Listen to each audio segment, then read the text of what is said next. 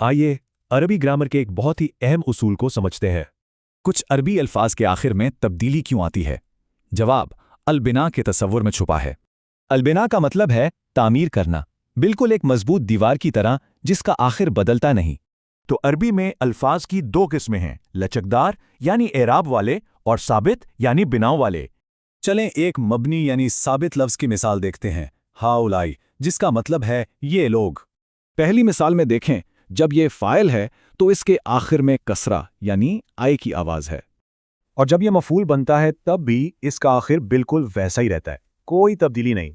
यहां तक कि हर्फ जर के बाद भी ये लफ्ज़ नहीं बदलता, हालांकि हर्फ जर तब्दीली लाते हैं। तो बात यह है कि ये लफ्ज़ मबनी है, यानी ये अपनी हालत बदलने से इनकार कर देता है। अच्छा, तो फिर मूसा जैसे लफ्ज़ का क्या होगा? उसका आखिर भी तो कभी बदलता नहीं लगता। जुमले में चाहे जहां भी आए ये एक जैसा ही रहता है, फिर भी इसे मबनी नहीं कहते। ऐसा क्यों है? यही असल फ़र्क वाज़े होता है। एक लफ्ज़ तब्दीली कबूल नहीं करता, जबकि दूसरा तब्दीली ज़ाहिर नहीं कर सकता। मूसा के मामले में तब्दीली नज़र नहीं आती, इसलिए कहा जाता है कि इसका एराब मुक़द्दर यानी पोशीदा है। तो सवाल यह है कि अल्फाज में ये लचक यानी एराब आखिर इतनी ज़रूरी क्यों है? यहां देखें, सिर्फ आखिरी हरकत बदलने से फ़ाइल और मफूल बदल गए और माना भी बिल्कुल उलट गया। यही एराब है जो जुमले का मतलब बिल्कुल साफ कर देता है, वरना इबहाम की गुंजाइश रहती है।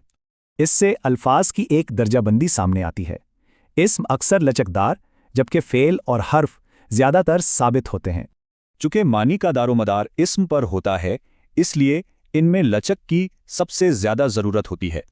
तो अगली बार जब कोई लफ्ज़ साबित लगे तो ये सवाल अहम है, क्या वो ज़िद्दी है या मजबूर?